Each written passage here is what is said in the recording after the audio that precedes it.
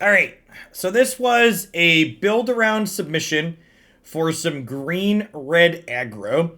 So I've taken some of the better cards, more powerful cards from the mono green deck, and then I've added red cards that I like. So we've got Brazen Outlaw, which pairs very nicely with Jaspera Sentinel. We've got Dragon's Fire, which is just a quality removal spell that pairs well with both Goldspan and Inferno. We're playing a bunch of Infernos at the top end of our curve since we have these rampy elements. I went ahead, we're not full in on the snow theme, but I added a couple of Blizzard Brawls in just because I think it's a decent removal spell in the format, even if you're not always indestructible. It also works very nicely with Goldspan Dragon. It technically ramps with that. This is a deck I built. So we've got 25 lands plus 4 Kazandu Mammoth and 5 of our lands attack. So our mana base is almost assuredly fine here. So let's go ahead and dive on into some games with this one and see how it goes today.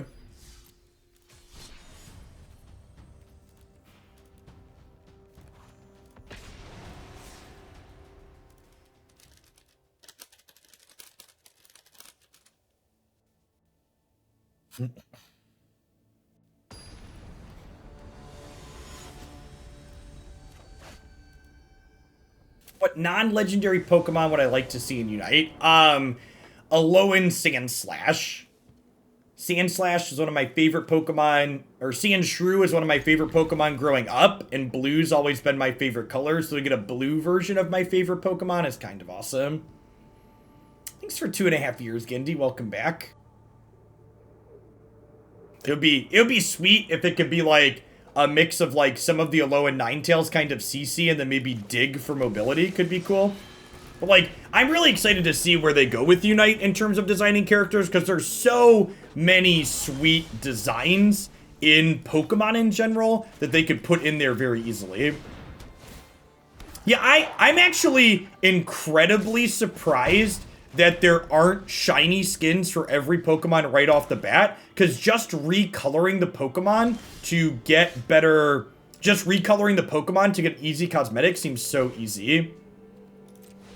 Yeah, that's actually a really good question, Space. So I think from an objective power standpoint, Den of the Bugbear is probably the best of all of the new creature lands. However, you'll note that I'm playing 4 Lair of the Hydra in this deck, and that is because I'm playing 4 Jaspera Sentinel as well as 4 of the green creature. So the context of which one you want to be playing is very important. So it's not just a you always play this one, etc., etc. Scyther's another one of my favorites. I'd love a Scyther Scissor.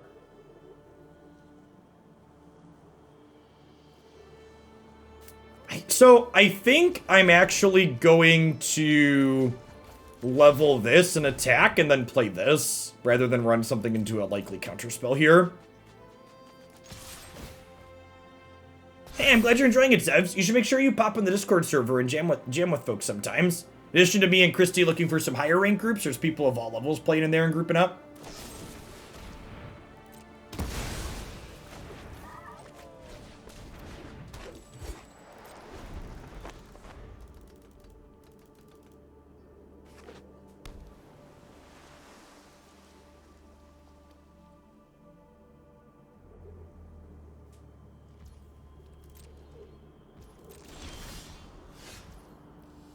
Remember that time I put 25 lands in my deck? We're 29 lands because I have four creature land split cards. So I think there's a good chance.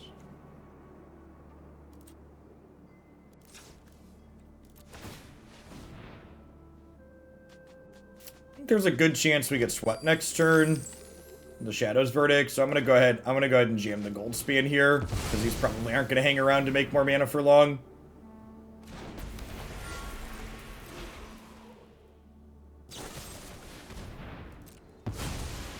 We could still be getting swept next turn, because like the sweeper wouldn't have killed that anyways. And I'm gonna concede to a sweeper here for sure.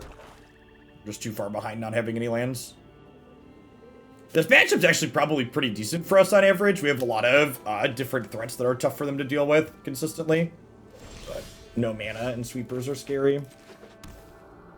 Can's right. Thank you for the 18 months. I appreciate that. Welcome back. All right, so I'm going to cast the Cadillac here.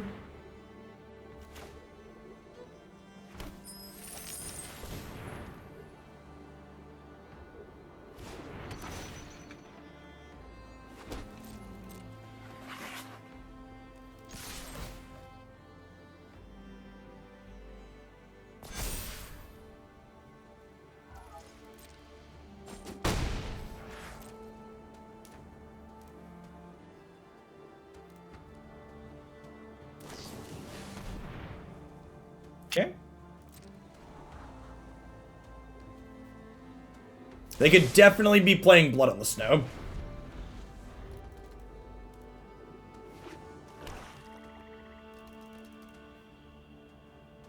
So the reason to play Cadillac instead of Dragon. Yep. Come on, untapped land.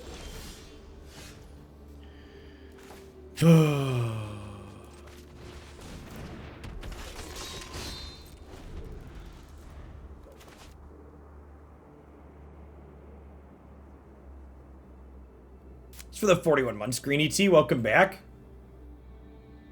Shiny Scissor is Scyther Guard. You actually really dislike Shiny Scissor, and you're right that it's. I swear to you, whoever designed the shinies for the first 2 generations, they just asked themselves, what would it look like if someone threw up on these Pokemon? Way too many of them are just vomit colored.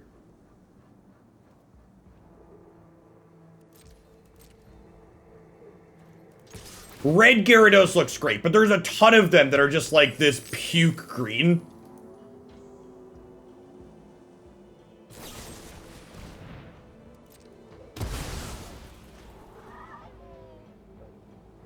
Okay, so there's a real chance that this is a counterspell, so I'm going to cast this post-combat, which feels bad if they just have a removal spell, but I think it's the correct play.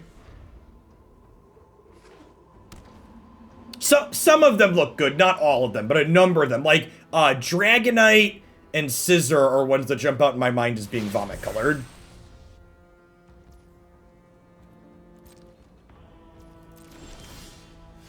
Good lord.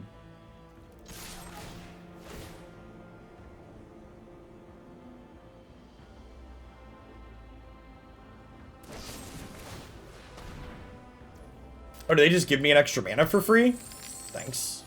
We take those.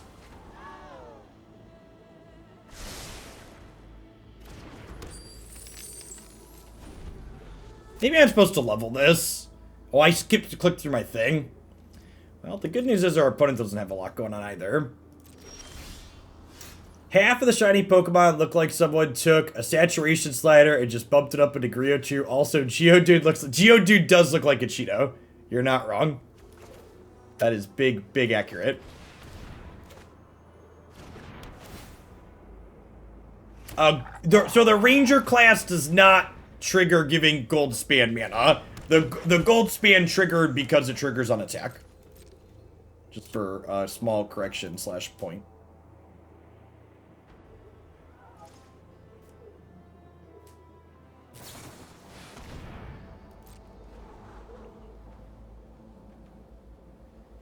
Yeah, the Graven Lord probably puts this away. And this is another just, you know, best of one magic feels bad. If I'm being honest, I think the thing I'm looking forward to most with the Historic queue coming is when Historic gets the change with the new cards next week, we're probably going to play mostly Historic and less Standard 22 for the next month if Historic is decent, just so I can stop playing best of one. It's just such a... I'm just going to move on. It's just such a frustrating game mode. Like, because to add to the resource variance, we also have the draw variance here, where I just, like, drew a bunch of cards that just, like, aren't playable here in this matchup that normally I'd sideboard out and it wouldn't be a big deal, but there's no sideboarding here. So, like, it's sad, right? It's like, I like this format a lot, and, like, there's a number of good games, but just, like, honestly, it's a lot like Runeterra, Runeterra has a lot of good games, but a lot of them just get soured by the fact that there's no best of 3 on the ladder.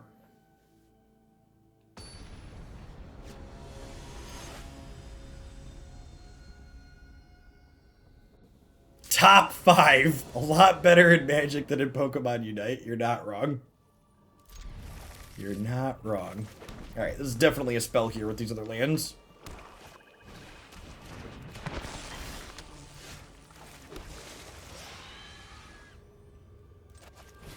Seek is ruining Magic. Ruined Magic! The game is dead.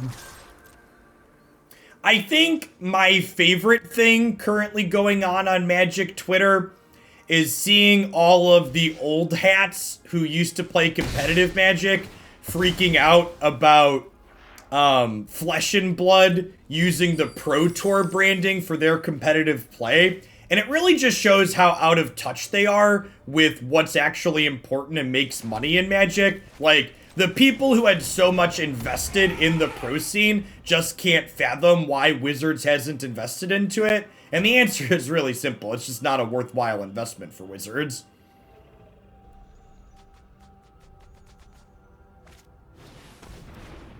They're like, oh my god, I can't believe we don't have all these pro investments. It's like, well, you don't have them because they're just not very important. Casual Magic drives Magic. I'm gonna put the counter on the Kazandu Mammoth here because I don't want this to die.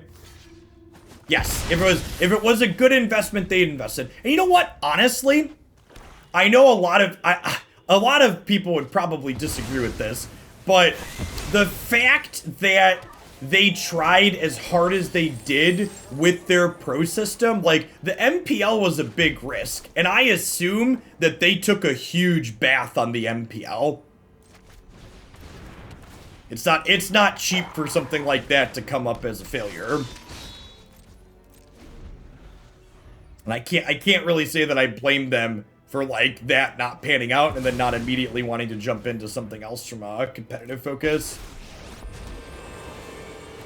Spooters. Alright. Is it a grind them out with Ranger class level 3 game? It's feeling like that, huh?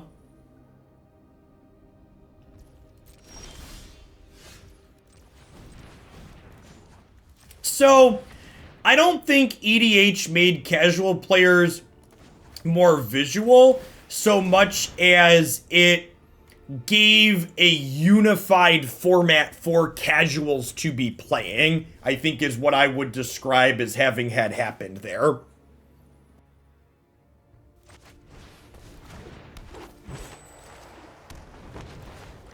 Because it used to just be that, like, tabletop Magic was very chaotic from a casual setting, and now a lot of the people that play more casually kind of play under the same banner, if that makes sense.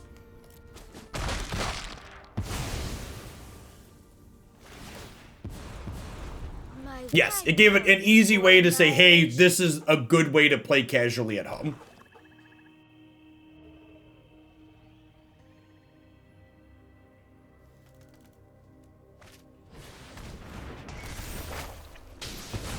They ignored my Ranger class level 3. It's a bold strategy, Cotton. Let's see how it pays off for him here. So far it's paying off well. This can murder their Planeswalker, though, at least. Oh, you know what? I should have attacked with this, too, and put the counter on here. That's what I should have done. Because this doesn't need to be bigger.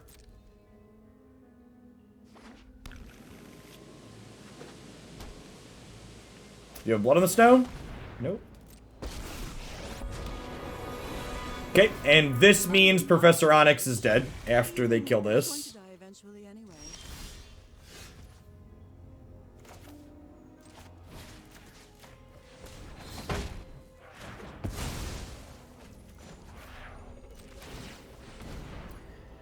Would I rather put 1/1 counters on my creature land than my creature? I think the answer is yes, right?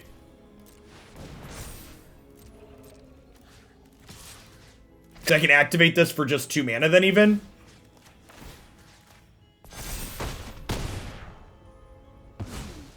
Thank you for all the kindness. Oh, X has to be at least 1 though, right? X can't be 0, so it's still 3 mana. It'll just be bigger.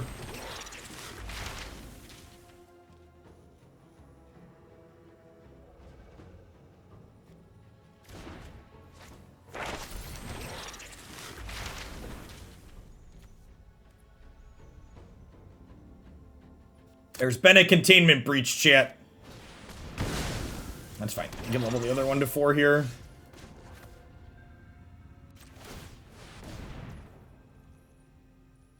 Well, shit.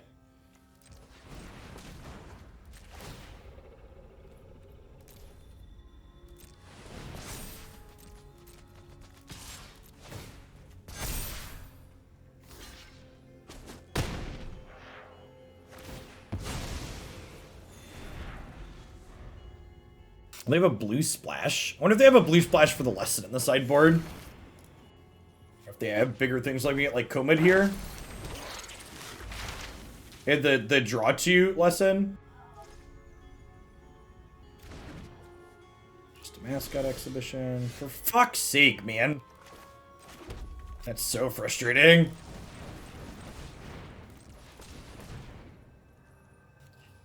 So 6, 7, X is 6.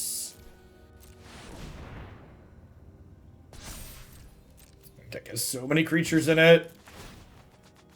Splash a blue for all dudes. But that one's a blue one at least. A little tough to splash for.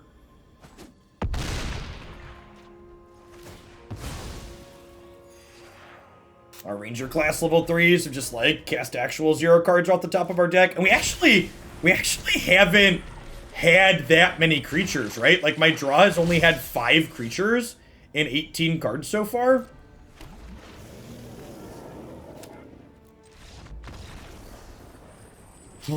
Some really shitty variants to start this set. How many creatures are we playing? I feel like I need to check down. We're on over 20. 23. Maybe I should have more creatures. This brawl's not good enough.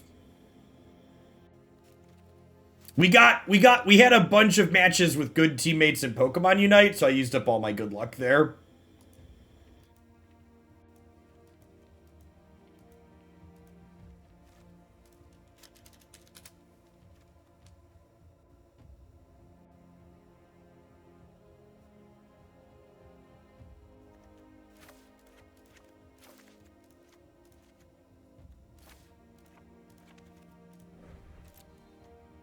Let's try some of these. Green into red's a little ambitious, but I've got this and this. I've got 8, 14, 15 red plus these. Let's try some Flameskulls. Get some more creatures in my deck too for Ranger class level 3. The number of other flying top end.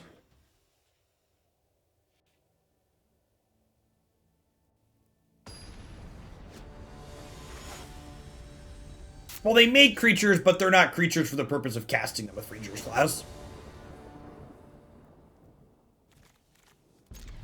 Okay.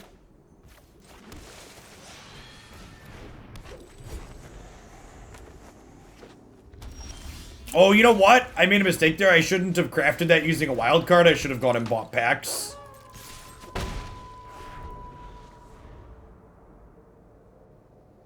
Because I need my wild cards for Jumpstart coming up.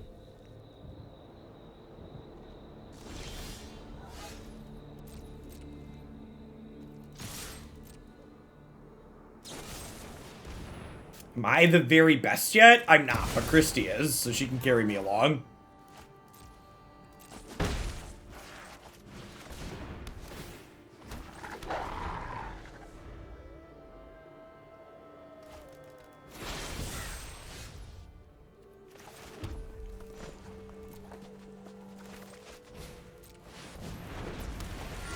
Is buying packs math better than doing Jumpstart events? It is when my full-time job is streaming Constructed Magic the Gathering content.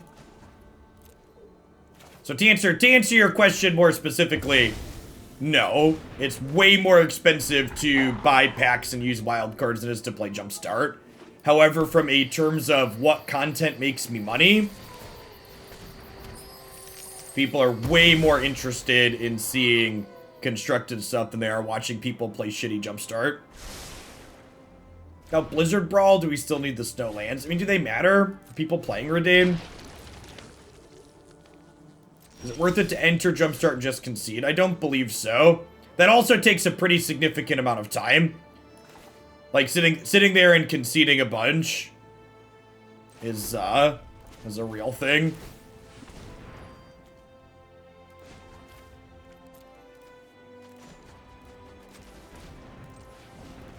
I have $500 budgeted for Jumpstart releasing.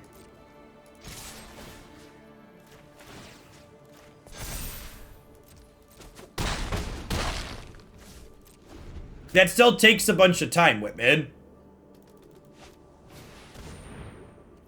Like that takes way more time than joining a game or than buying a bunch of packs and getting wild cards. Like, I'll acquire a bunch of wild cards off stream before the patch even happens, and I'll literally just craft decks the day of when they release.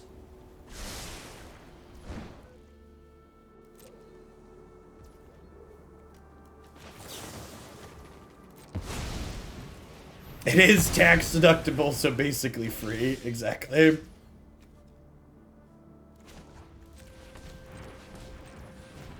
Takes less time than buying packs with gold. Yeah, I'm not buying packs with gold. Is this some kind of peasant joke I'm too rich to understand? They say for sure they're not selling packs? Yes.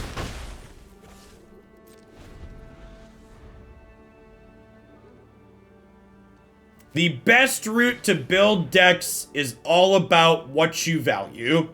If you're someone that has lots of time and not a lot of money, you should play Jumpstart. If you're someone that has more money than time, you should just buy packs and craft your stuff. And honestly, that whole discussion kind of highlights on a fundamental level the core problem with Magic Arena, which is Magic Arena frequently dictates or tries to dictate the game modes that you're supposed to be playing, and when you don't play the game modes that Magic Arena wants you to be playing, you end up getting punished for it financially. Like, getting constructed cards in Magic Arena is actually quite easy if you enjoy Limited, but if you don't enjoy Limited, like, you're just SOL.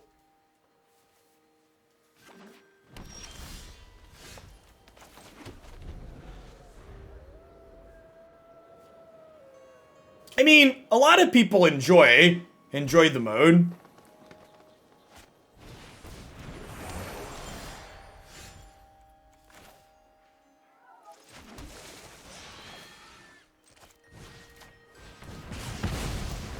Calling what Jumpstart has duplicate protection seems disingenuous at best, and willfully presenting misinformation at worst.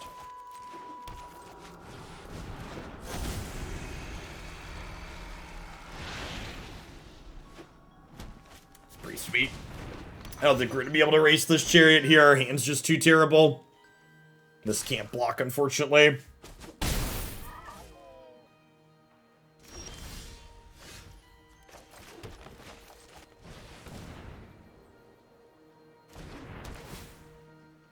You ever go through, I'm gonna release a video where you go through an entire game and talk out all of your card choice and lines of play as educational too? Yeah, I do it every day here on Twitch from 10 a.m. Central till about 1 p.m. Central.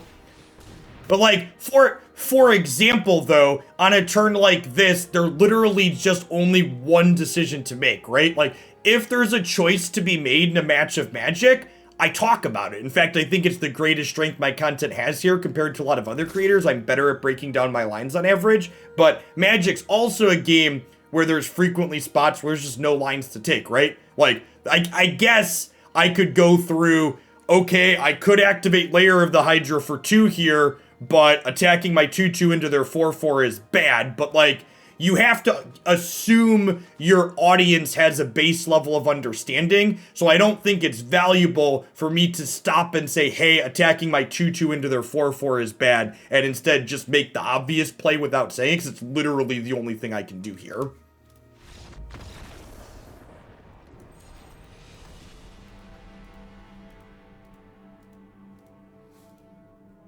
So I do assume some base level of understanding, not going over things like, again, like my 2/2 attacking into their 4/4. But in general, if there's two choices, I try to break it down. And like there, for example, I'm conceding because we have 4 lands and can't block, and they're just going to run us over.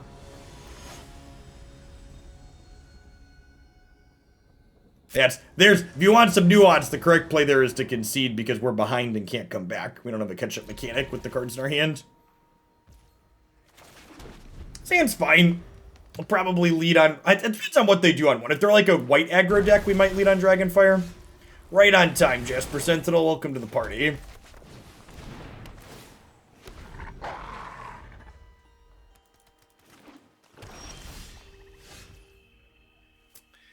Like here, for example, do we want to go wide with another Rangers class, or do I want to level this and push with this as a 3? I think we want to Rangers class plus Sentinel here, because that sets us up to have more attackers, which is better against spot removal, and black could be something like Powered Word Kill or Flunk here. This also sets our curve up nicely so that we'll be able to double level these next turn and put a lot of pressure on by attacking.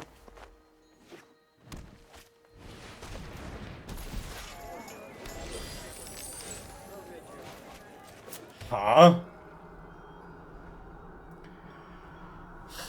There's a lot of value in getting these Ranger classes leveled. So I think I'm just going to stick to the plan and do that. And I think we'll attack with both of these. They can bounce one of these off here, but I'm going to go ahead and make one of these a 4/4, so we likely hit for 4 this turn. It's just 60 months, Roger Gruul. I actually have a video set I'm going to post later today that we recorded last night. That is really fantastic. We had some good rotations in it.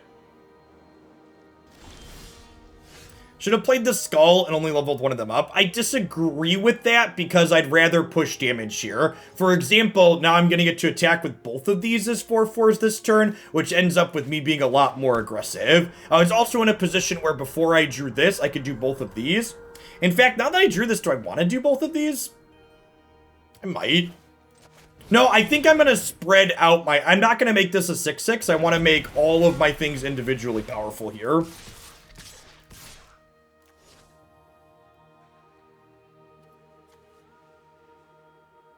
So, picking your dragon is a cost to cast this. Well, this doesn't have haste. So, like, I'm pushing more damage this way. So you're right that this card's going to be a little bit less efficient than it otherwise would be.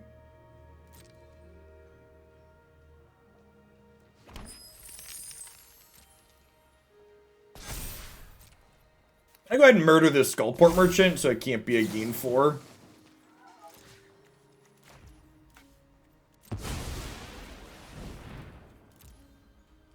And this sets the damage when you cast it, so even if they kill this, this still takes 4 and dies.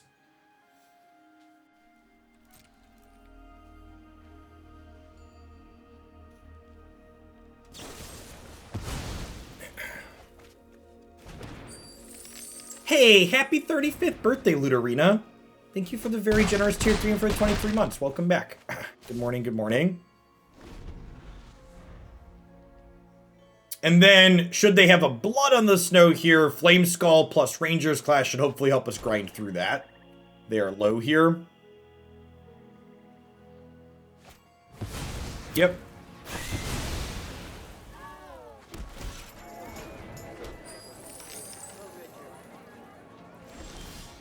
I think I want to level Rangers class here. It's more resource efficient. I guess getting this done is pretty good. It's close. Because I'm not likely to draw a card with this turn.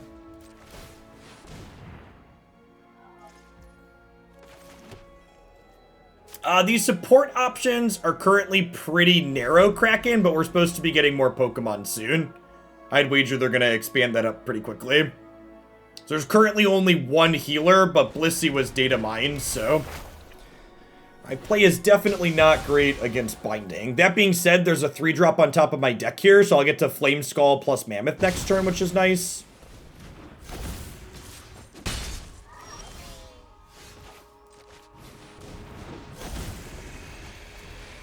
And this card's very good in these attrition matchups. Just get to recast it constantly.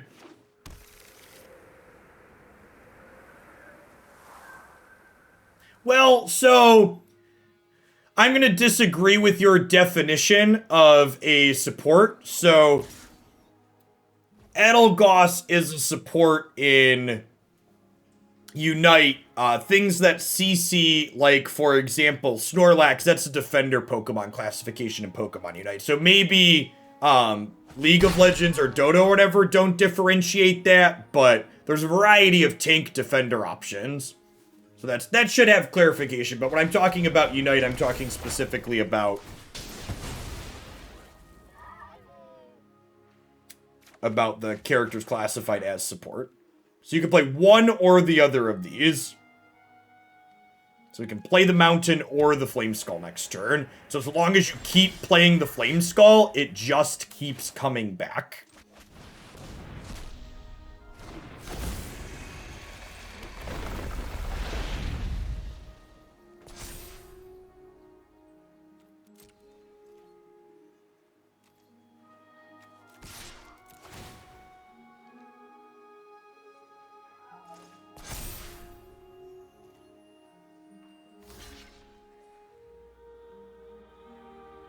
Yeah, there isn't a utility experience difference in what's it called?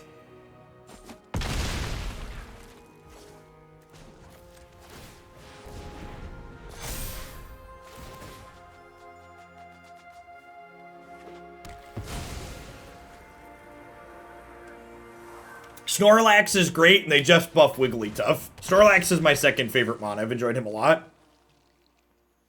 Where's the holy water to counter the Flameskull? Asking the real questions. Man, I am so bad. I am so bad at having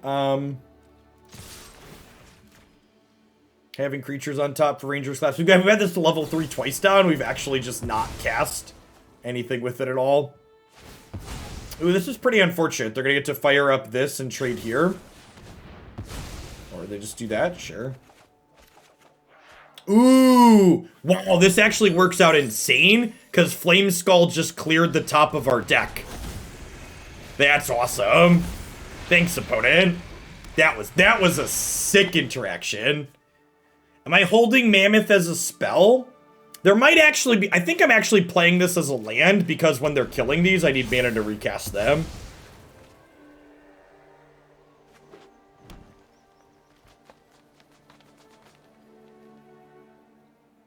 The animation is really sweet, yeah.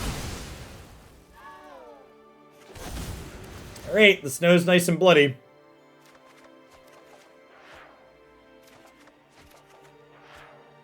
We've had first and second Flameskulls, yes, but what about third Flameskulls?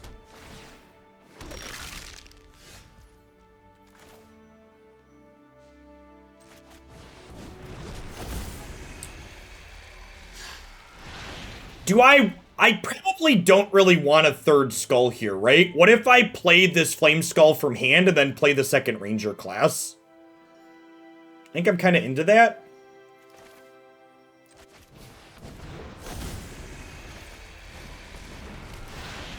And so again, when you cast the other card, Flameskull exiled, that Flameskull goes away. You can only do one or the other.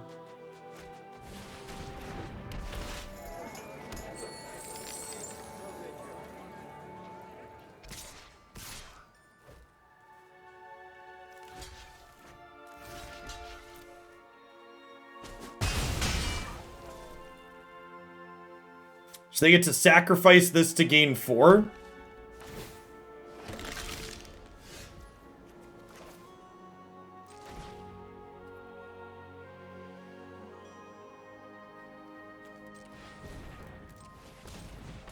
I want to leave 2 red up in case the 4th Flameskull's on top of my deck. Please be dead.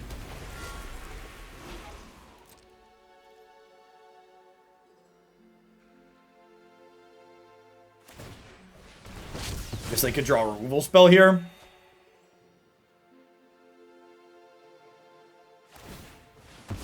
Man, they're digging. Ooh, they probably should have tapped Faceless Haven there, huh? Because now they gotta pay this and they don't have 2 black up for a removal spell. Oh, they can sacrifice creatures too. Forgot about that. Alright, Dragon did it. Seeing some of the power there of the red splash as opposed to traditional, just the mono green aggro deck. Our Flameskulls got to get a little bit grindy there. The Hasty of the Goldspan giving us some reach in the late game effectively. Yeah, Flameskull was super impressive there. So a little bit weak against the green aggro deck where it couldn't block, but excellent there in the control matchup.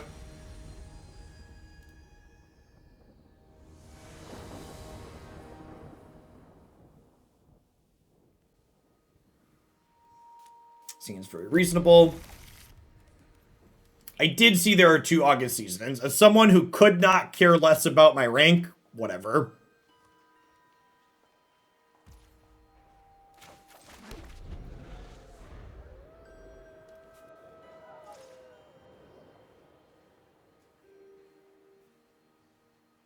Are there 2 different sets of foils? Sure, that's fine. Is a notable difference.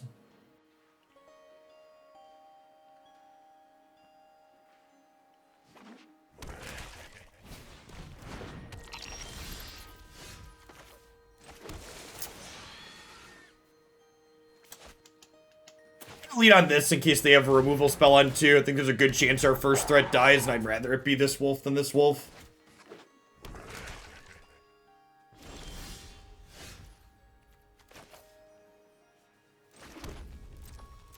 I think I want to just deploy a second threat to the board here.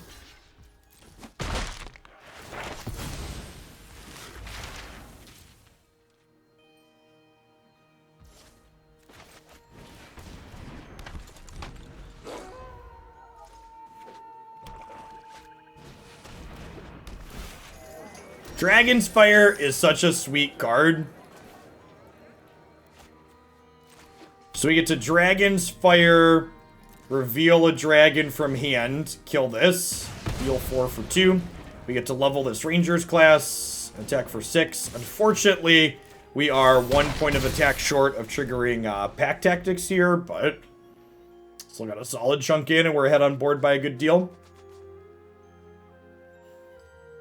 Depending on what we draw next turn, our play is probably Mammoth as a tapped land, level Ranger class. Then we could go into this or other spells off the top of our deck.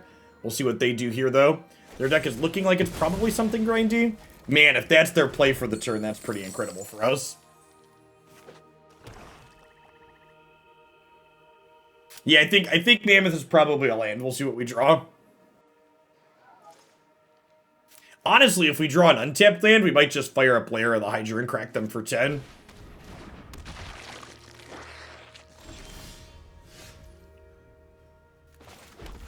JK, plans off, time to smash. Welcome to the Space Jam, folks. We're ready to plow. Again, putting 1/1 counters on my weaker creatures, even though I'm pushing slightly less damage here because in the face of spot removal, I want to diversify my threats. Even if the opponent has a Blood on the Snow here, we're going to get to jam the Inferno next turn and be in a pretty decent spot, thanks to the treasure from the Goldspan. And actually, untapped land is lethal next turn, because it would let us pump the Inferno to 7. Alas, no untapped land. Oh, right, the Ranger class is gonna do it. I forgot about the... Oh, this is that guy. That was smart on their part. They got back that instead of something else. They could have gotten back this, but they got back the one that blocks a dragon.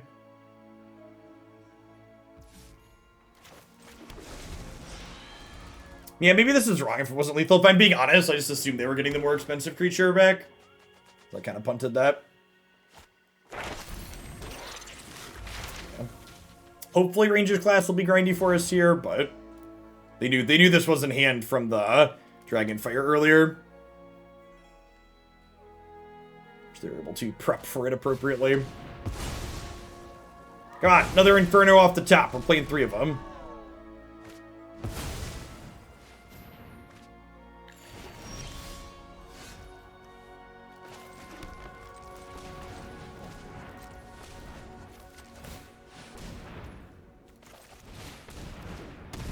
Cat, our ranger class played a creature? That's busted.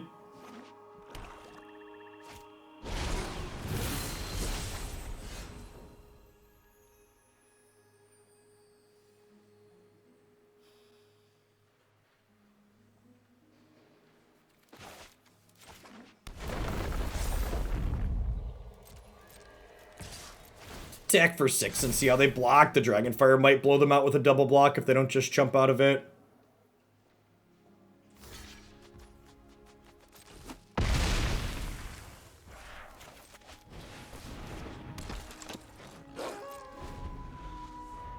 I'm supposed to attack with this too and put a counter on it.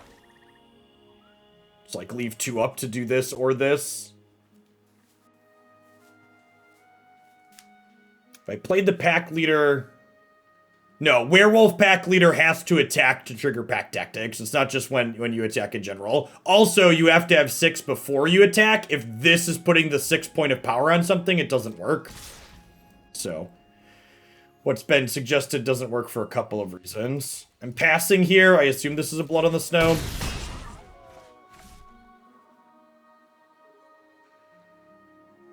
That doesn't work for 2 different reasons.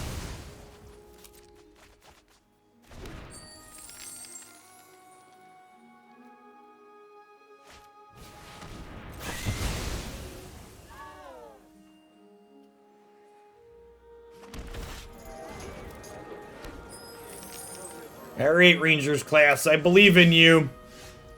I choose you, Pikachu. Oh ho, we're halfway there. Oh ho, lizard on a chair. Goldspan Dragon is smashing, I swear. Boo-doo, boo-doo-doo-doo-doo.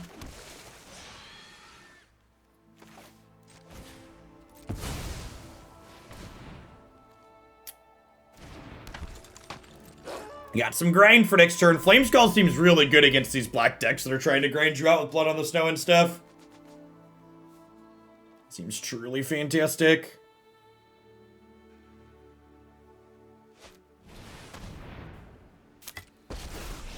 You got it, Spooter Queen. You could have such power. Aren't I generous? So long, friend. Yeah, the fact that Rangers class is good at all points of the game is great.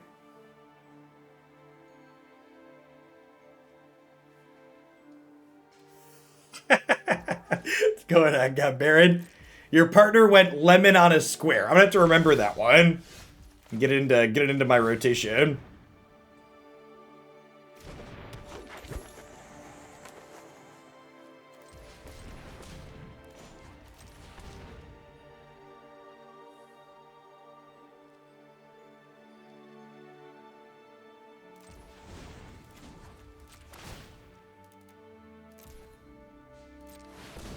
I'll fire this up for X's 3.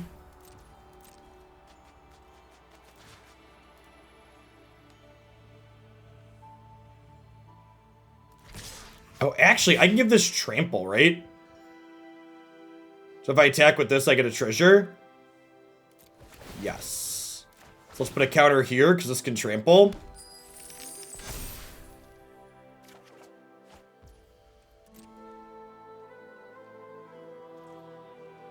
Lizard in the air is a good description of Goldspan. That's big true. Alright, hopefully the werewolf has acquired an education, doesn't flunk this test.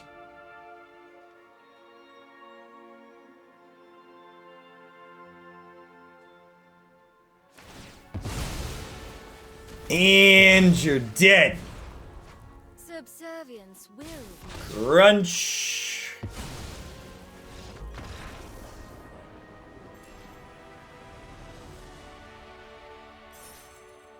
Ranger class getting to flex there a little bit. Goldspan also looking pretty decent plus.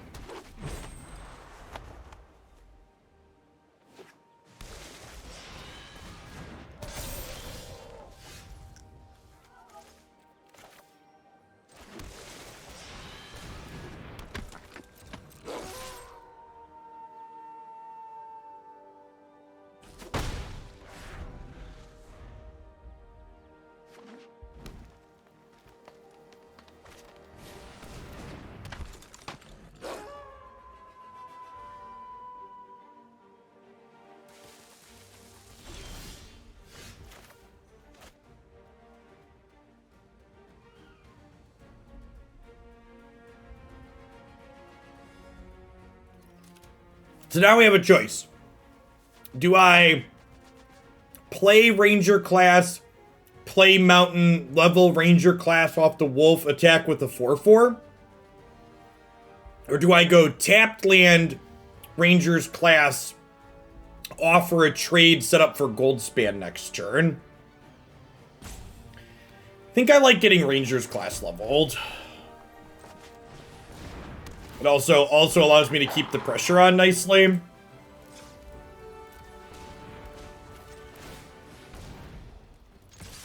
If they want to trade 2 for 1 here, that's good for us. I assume I'm just going to take 4, though.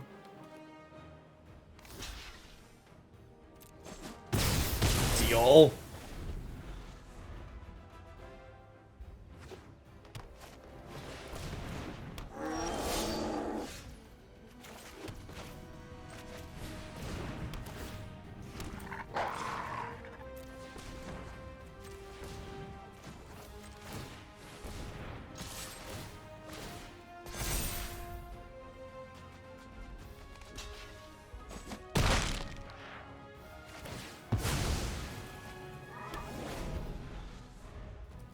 We're just so far ahead now, right?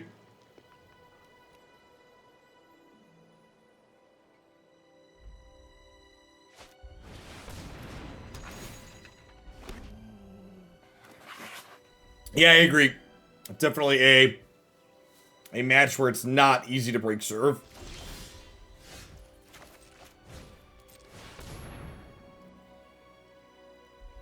And now, like, this dragon's gonna be a 6/6, and I have Dragonfire up off the treasure. I don't see a world, I don't see how we lose from here. Not only did I have Ranger class on the play, but I had Sentinel on the play, which is easily the best 1-drop in this format.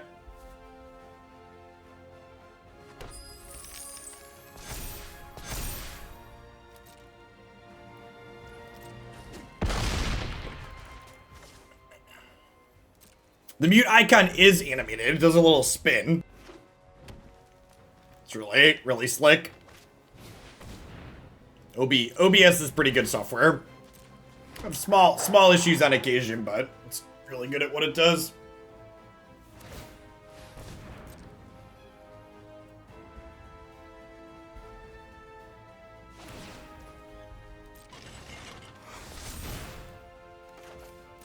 Alright. Do you have Ranger's Guile?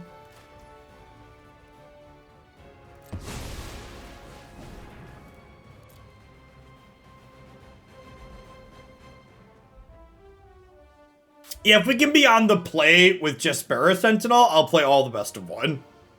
I just always need to be on the play, and I always need to have Sentinel. Easy game.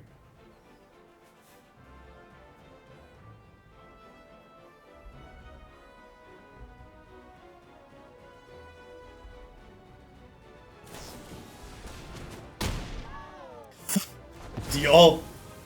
Yeah, and the fact that this was a 6/6 was a big deal, right? It meant Inscription couldn't save this. V-Man, thanks for the follow. Welcome to the channel this morning. Hope you're having a wonderful afternoon.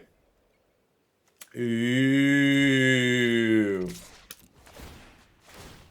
Alright, this has got to be a concession Inferno, right? Just casual 14 power worth of dragons. Your move, Yugi boy. This is all we got.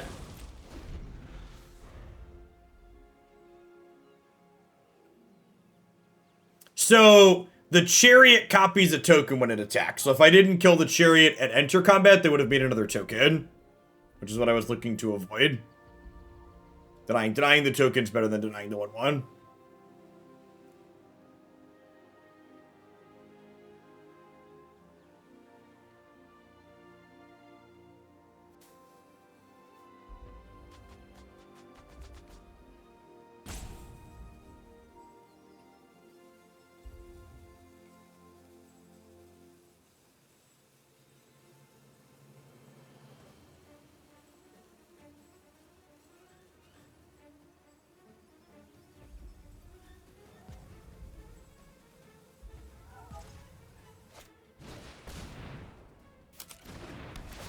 I don't really know what they're doing here. Like, we're done, right?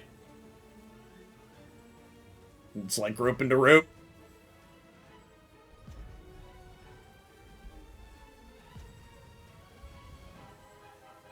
Nah, this is nothing like Embercleave. You can block against this.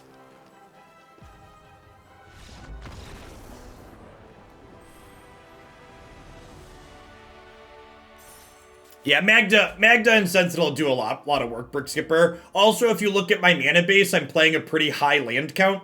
So we're technically a little bit low on sources to cast Flameskull consistently on 3. To cast a red spell consistently on 3, you generally want like 17 to 19, and we're on 15. But like you mentioned, Magda and Sentinel are like red sources, so the math kind of works out. Nice mace stun, bro. Thank you for the 25 months. I appreciate that. Welcome back.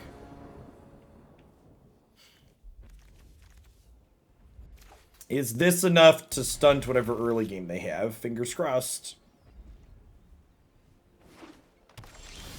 No 1-drop's a good start for us. So compared to the green-white deck, it's just a little different from that. I'm leading on Forest here as my second land as opposed to Mountain, because this way if I draw a green card next turn, I can play a tapped land and then play the green card.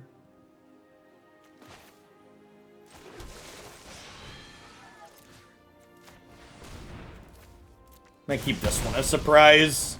They probably assume we have Goldspan. This one's not a given, I don't think. And 4 versus 6 doesn't matter in this instance.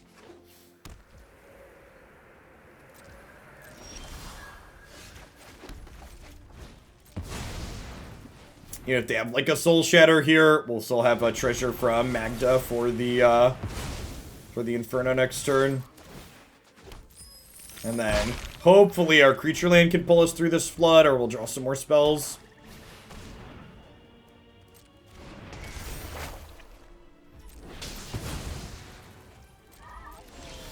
Lot of black-based control decks on the ladder so far today. Flameskulls have felt really good into these. Hopefully we can find one of those or a ranger class to get grinding here a little bit. If they're on all blinks, they're dead. Second binding doesn't surprise me since they played the first one so aggressively. Was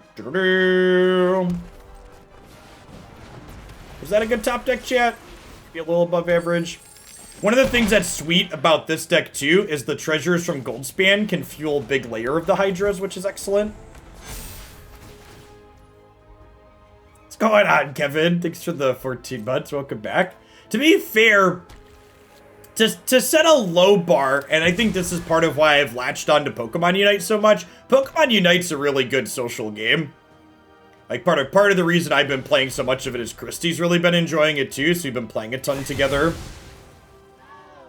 I put Binding up there with Vanishing Verse in terms of best removal spells in the format. Nah, Vanishing, this is cost 4 mana and it's sorcery speed. It's really not that good. So I can't make this lethal anyways, right? Because I can only make it a... So I think I just make this a 4. And then we'll play the tapped land plus the Sentinel post-combat.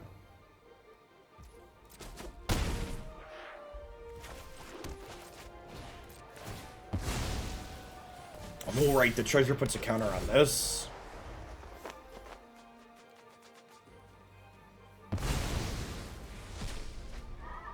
Oop.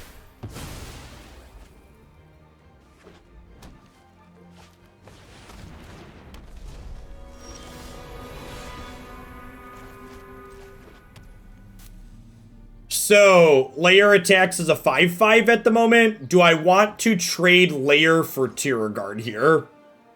I think the answer is probably yes, right? And, like, that leaves them a 3/3 versus my top decks, and they're only at 2, and I have some hasty friends. I think I just spend my mana to, like, trade my land for their thing here. Because I'm 2 mana off of being able to attack through their things, and they could draw a removal spell by then anyways. Little man, thanks for the 20 months of Prime. There's a ton of great people who can always send that to. Thanks for keeping me around with it.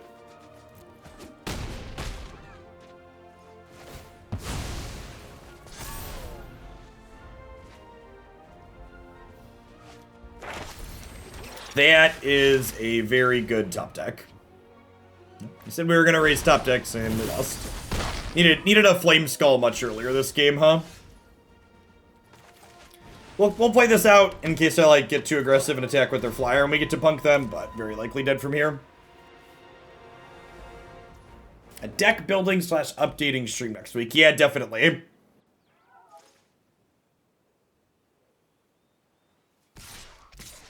Well, probably be Wednesday. It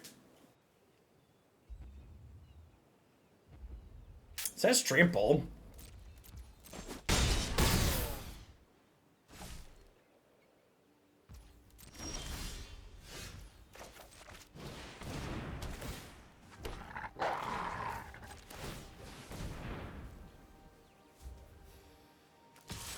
I attack with this. I block here. I take lethal, so I have to no block, no attacks.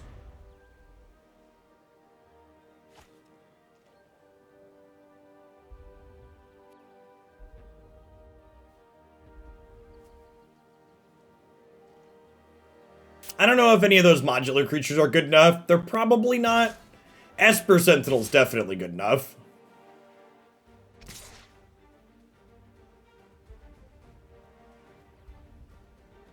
Okay, so if they attack like this, we trade the 2/2 for the 3/2 and we take 6 down to 3.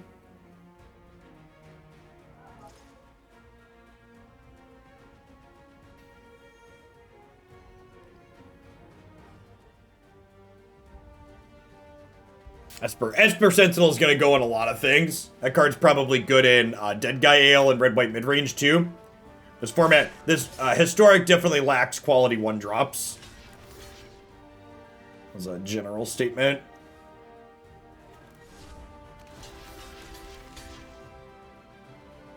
Yeah, this isn't gonna attack by the opponent. So all these blocks leave me dead.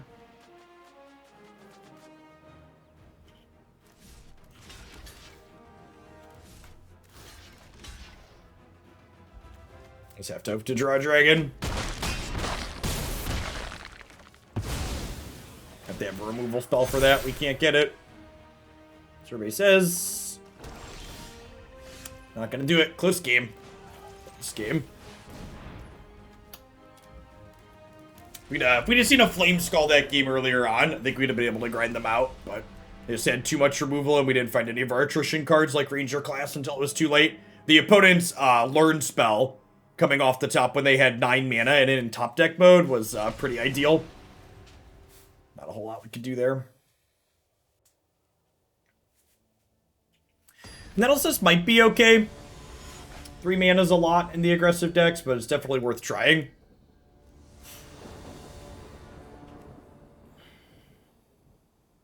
Okay, missing second red, but we've got some time to draw it, and we've got a Dragonfire and a Mammoth that are castable even if we don't find it on curve for Flameskull. Find that on curve for this, we should be more than fine.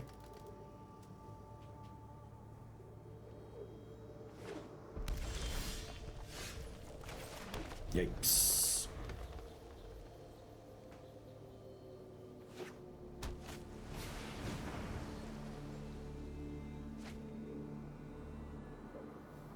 Learn is like a better balanced adventure mechanic. It's a source of card advantage that's not super pushed and busted. And it's a source of card advantage that has some selection in it as well. Yeah, I'm really sad they didn't give us Pod and Historic too. Pod would have been a sweet one. Yeah, we got a lot of other good ones though. Aether Vial's another one that I wish they would have been like, Aether Vial, please. Please, Aether Vial. Well, tapped land is better than missing on land, so deal. Entropy Engine. Am I looking forward to standard best of 3 post rotation? If I'm being honest, I'm not looking forward to Historic Horizons, but when standard is good, standard is my favorite way to play Magic, and it's just been a long time since it was good. So I'm really looking forward to having a good standard format.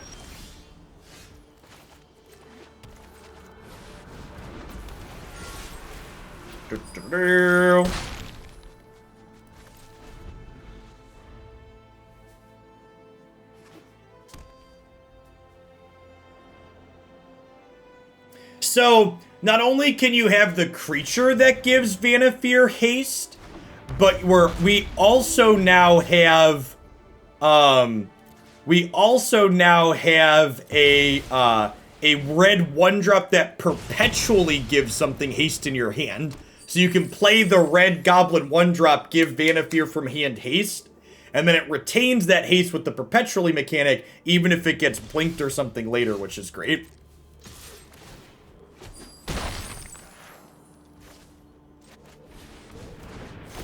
I don't know if it's good, but it's definitely sweet.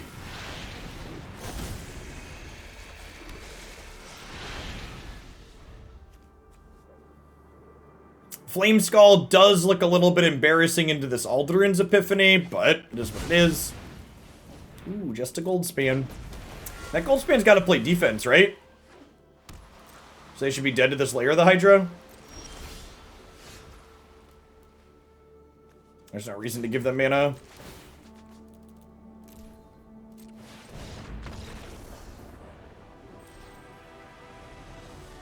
Which card does that? It's some red goblin 1-drop.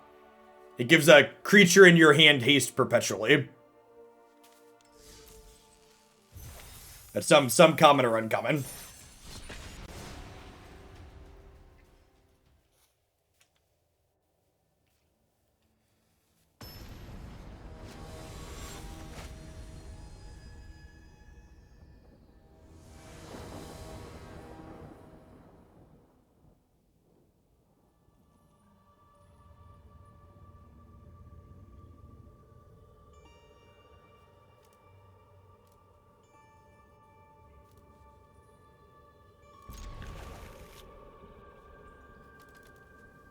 Creature lands are great. Big agree. Sand needs a 2-drop or a red source, but it's really good with either of those things, so definitely going to keep. If they're playing a creature deck, Dragonfire can fill our curve on too.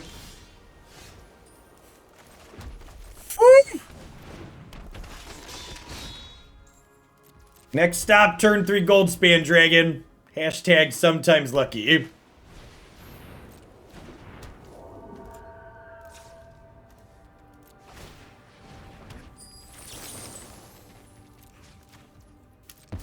Is this a concession Goldspan? It might be a concession Goldspan. I'm confident that Sentinel into Magda is the best start you can have in this format. Goldspan is a follow-up, also pretty decent, but just like this into this. Just like, especially on the play, they just can't keep up.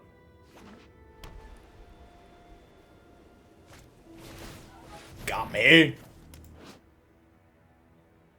Can't attack, block, or crew vehicles. We're under arrest, chat. No driving for you. It still hangs out and lets my treasures make 2 mana, though, right? Yeah, it does. Yeah, it does.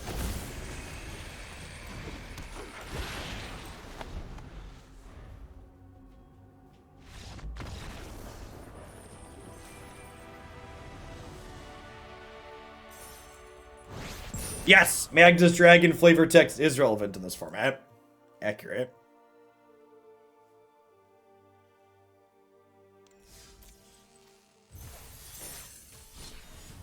Yes, it still taps with Sentinels as well. It's accurate.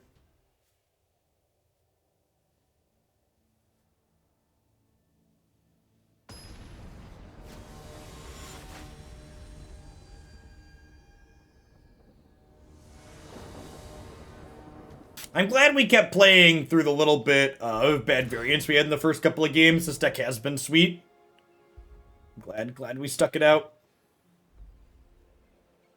Alright, I'm gonna keep... And we'll bottom Flameskull? Man, that's tough. I just don't have second red, right? Wish I knew what we were playing against. If they're a creature deck, I want to bottom Flameskull. If they're a control deck, I want to bottom Dragonfire. Basic Island. Boo. probably means I wanted that Flameskull. Oh, okay. Blue-green ramp, maybe?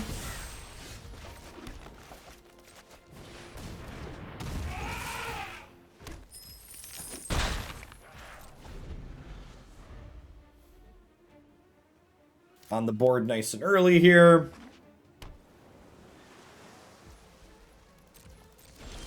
Oh no, chat. What if they're holding up a counterspell here?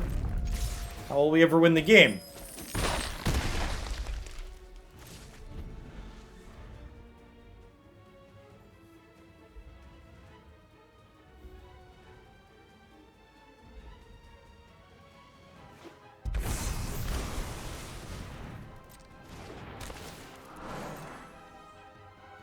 So next turn, Lair of the Hydra.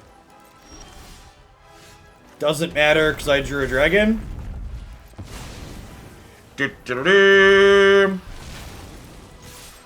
Charge. Yeah, we played this blue-green ramp deck the other day, and it does not seem like it's competitive against anything aggressive.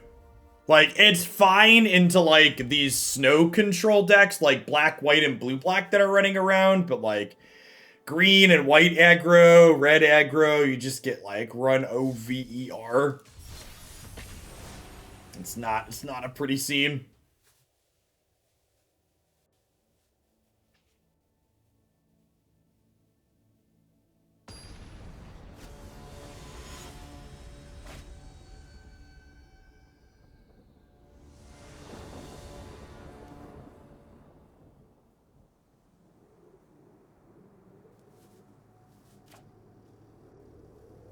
Yeah, this is great.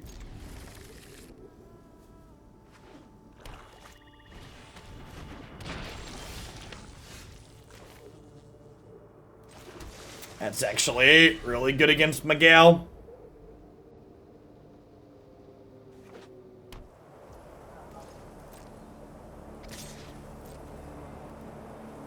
Am I dragon firing that? I might be dragon firing this. Right on time, Sentinel! Welcome to the party. Fashionably late as usual. Oh, alright, sure. She will. Getting an ally of Zendikar be playable in Historic? Yeah, definitely. The red-white tokens deck we played last week with love ally of Zendikar. He'd be a much better Planeswalker top end than Chandra there. Yeah, the black-based snow control decks are super popular, Boston.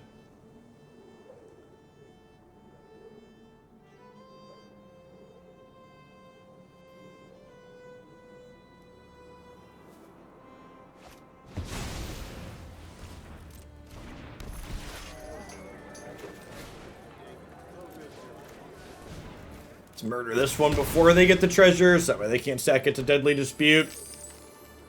I mean, Kaya's not particularly amazing on an empty board.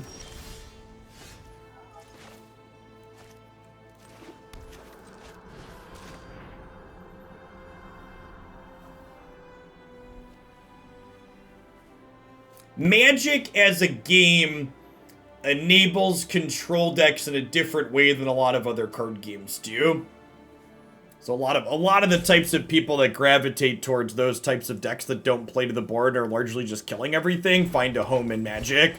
Because games like Hearthstone and Runeterra, those kinds of decks tend to not be very good.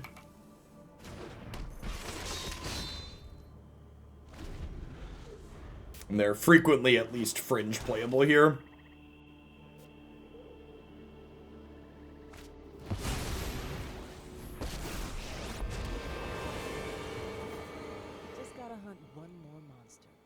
How hard could it be?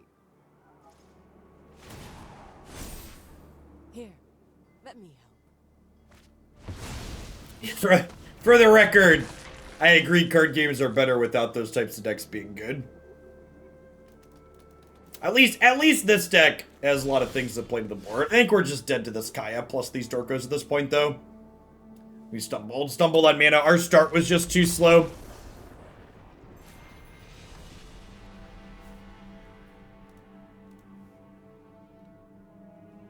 Yes, exactly that. You know, it's funny. I've actually played a good deal of Hearthstone. The gameplay just didn't keep my interest for that long. And it always makes me chuckle when Magic players complain about or claim to like gameplay that's really interactive or low variance. I think Hearthstone on average, if you set out some objective definitions of what interactive means, and where variance comes from, that Hearthstone is both a more interactive game and lower variance game than Magic. I think the places Hearthstone puts its variance tend to feel worse than the places Magic puts its variance. Hearthstone variance is more in your face, whereas Magic variance is mostly LOL, you just don't play a game this game. The fact that in Hearthstone, every creature is also a removal spell gives you a lot of flexibility. The thing that ultimately put me off of Hearthstone, and honestly, it's one of the things that Runeterra struggled with too for me, the deck building's just not as interesting in those games as it is in Magic. Runeterra has better deck building than Hearthstone, but the way in which those games have to limit the way you can combine cards because they don't have a resource system definitely doesn't feel great. Coming from Magic. Magic gives you a depth of deck building that almost no other game comes close to.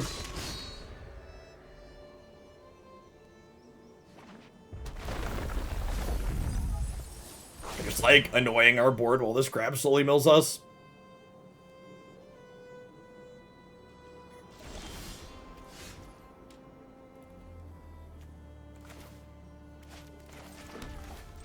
It's Ranger class into level.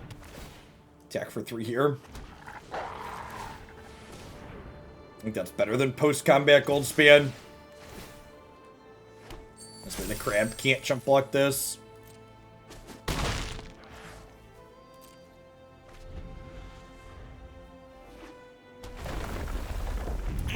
I actually don't mind card games that don't let you play on your opponent's turn. Time you cast an instant sorcery spell this turn, copy that spell. Oh god, are they about to like play something that mills us? We have to get like double laughtered? Oh god. Well, our deck has a number of expensive cards in it. Hit me, dealer. 12, okay. Holy shit. Alright, Goldspan Dragon, beep beep. Well, we're dead to a land.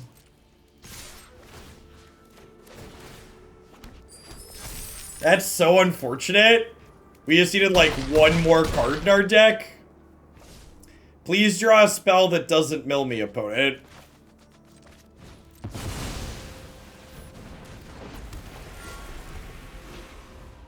Land drop, grab you. Please concede. Please concede.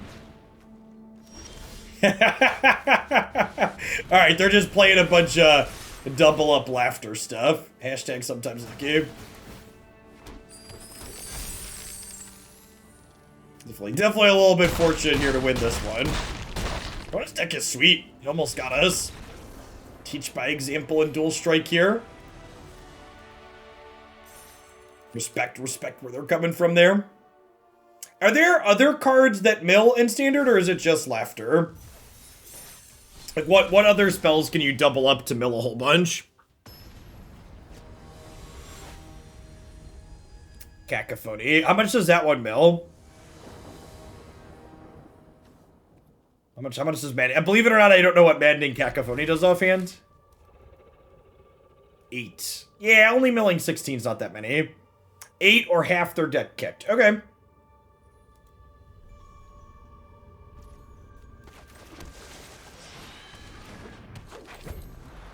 We have the best start you can have on the play. And we have a 2-drop to pair with it. We have Magda into Goldspan on 3.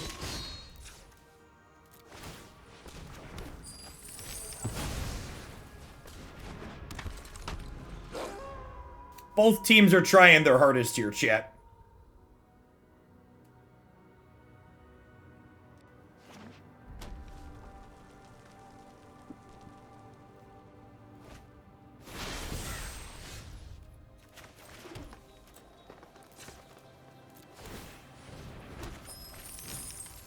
GG.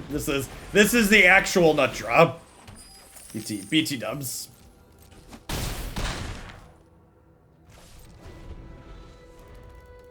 Be aggressive. Be aggressive.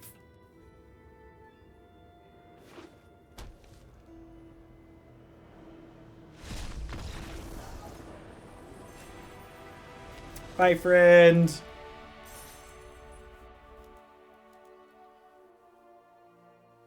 Morning, Izzy.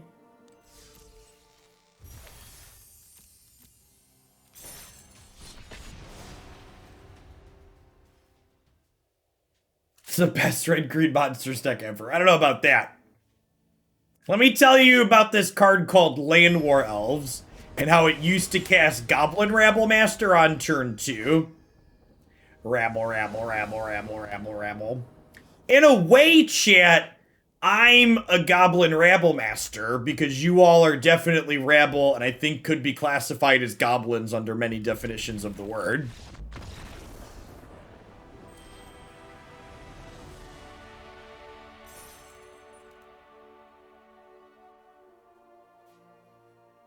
That's true. It was Elvish Mystic, not Land War Elves with Rabble Master. Big true. How dare you? I showered last month.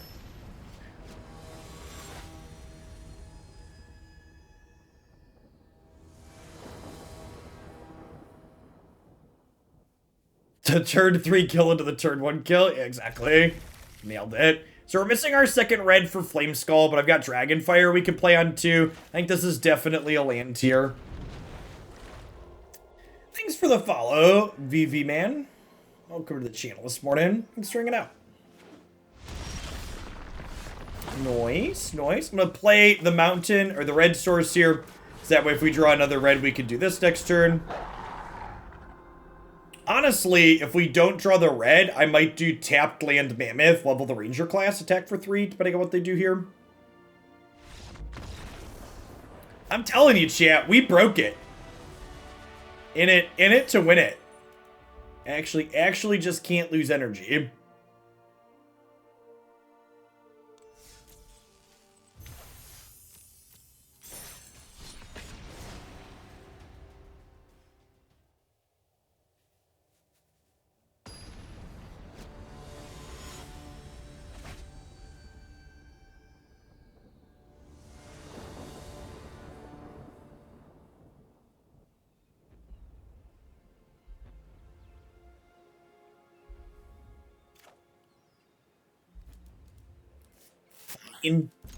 Not every hand can have Jaspera Sentinel in it, I suppose.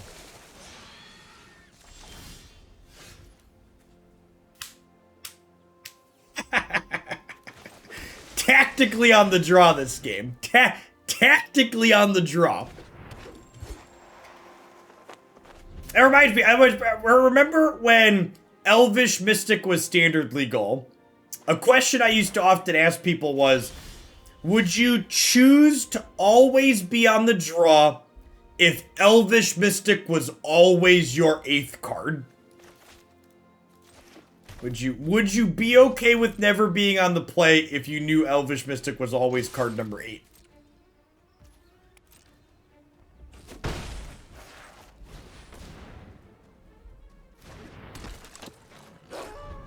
Yeah, I think the answer is yes. I think you just take the card and the accelerant.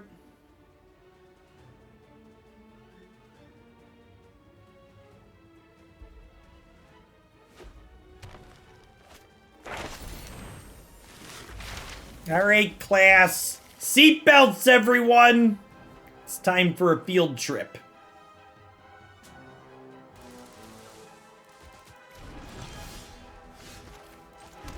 Kazandu we do it? Yes, we can! I wonder if I'm supposed to second wolf plus tapped land there. That might be the correct play with these Dargans in hand. They go like Black Source Shadows Verdict here. I'm gonna be big Sag.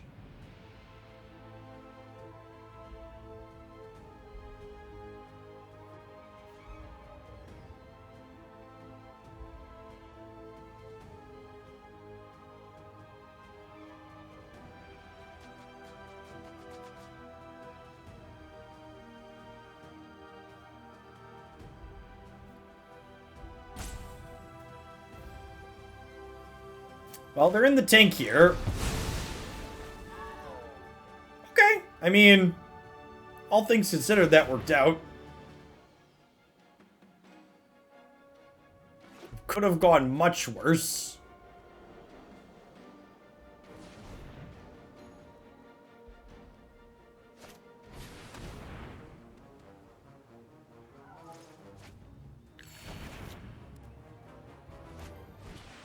The boys have definitely watched Magic School Bus. I have watched half pieces with them here and there as I float in and out of the room.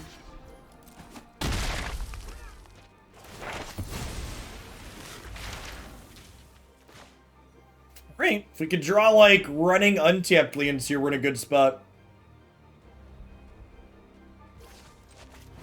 More environmental science, eh?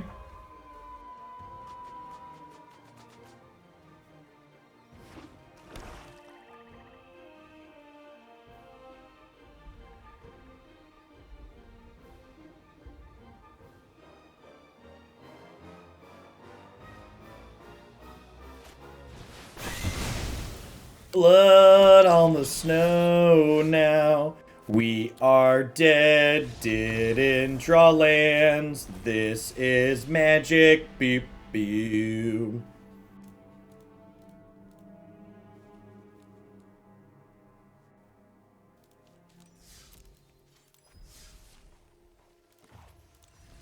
I feel like this went pretty well. Like I said, at a couple of points during this set, I think Sentinel into Brazen Outlaw is just kind of one of the best starts you could have in this format, and the other pieces we had surrounding it felt very reasonable as well. Obviously, ramping up into Goldspan with the start is very good. Flameskull really got to show off and flex its muscles a little bit in the black control deck matchups. I think at a minimum, I'm expecting Flameskull to be a very prevalent sideboard card in the upcoming standard format this fall. I don't know that this is necessarily an ideal card to be playing in this best of one format because it's unable to block, but in best of three, we're able to board it out when it's bad or board it in when it's good. I'd expect this to be an excellent grindy tool for mid-range and aggressive decks against the attrition decks in the format. Very, very nice threat with a little bit of evasion that keeps the pressure on unless it gets specifically exiled. Sunshine, thank you for the 31.